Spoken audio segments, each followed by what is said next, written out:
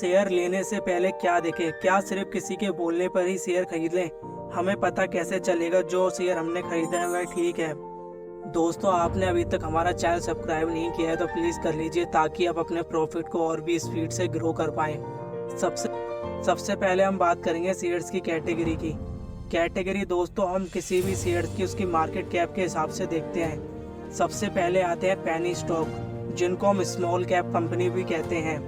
इनकी market capitalisation 1 crore से 500 करोड़ तक होती है। इसके बाद आते हैं मिड कैप, इनकी 5000 से 7 करोड़ तक होती है। इसके बाद आते हैं लार्ज कैप, इनकी 7000 करोड़ से लेकर 20,000 करोड़ तक होती है। इसके बाद आती हैं ब्लू चिप्स कंपनीज, इनकी मार्केट कैप 20,000 करोड़ से अधिक होती है। किसी भी कंपनी की मार्केट कैप जानना क्यों जरूरी है दोस्तों, इसी के ऊपर बात करते हैं। इसको दोस्तों हम ऐसे समझते हैं, जो कंपनी जितनी ज़्यादा छोटी होगी उसके उतने ही ज़्यादा बढ़ने के चांस और रिस्क भी सबसे ज़्यादा उसी में होगा। इसके बाद दोस्तों मिड कैप में हमें थोड़ा कम रिस्क होगा और ग्रोथ भी थोड़ी कम होगी। जैसे जैसे हम ऊपर की तरफ जाते रहेंगे हमारे रिस्क कम होते रहेंगे और हम ब्लू चिप कंपनी खरीदते हैं वो सबसे बेस्ट होती है, उनमें रिस्क का बहुत ही कम डर रहता है दोस्तों। इसलिए हम मार्केट कैप देखते हैं ताकि हमें लॉस कम हो और हमें कंपनी की वैल्यूएशन के बारे में भी पता चल जाए। इसको दोस्तों हम एक एग्जांपल से समझते हैं।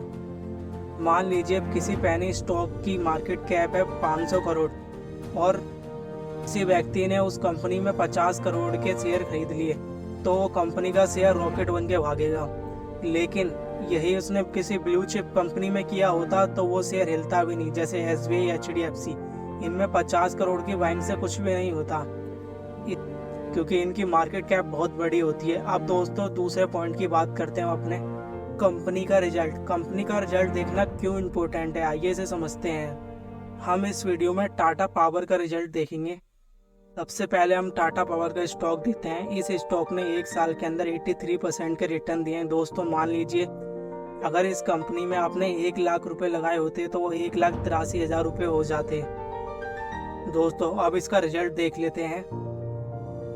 ये रिजल्ट को हम ईयरली देख रहे हैं। कंपनी का रेवेन्यू लगातार ग्रो हो रहा है और कंपनी के प्रॉफिट भी ग्रो हो रहे हैं। अब इसको क्वार्टरली में भी देख लेते हैं। इसमें भी कंपनी के लगातार प्रॉफिट और रेवेन्यूज ग्रो हो रहे हैं। इस कंपनी का मार्केट कैप 1 लाख करोड़ से भी ऊपर का है, तो ये कंपनी काफ़ी सेफ और काफ़ी अच्छी है।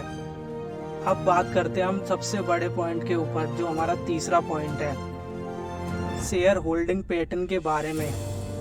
इसको भी हम समझते हैं। इसमें 5 चीज़ें होती हैं।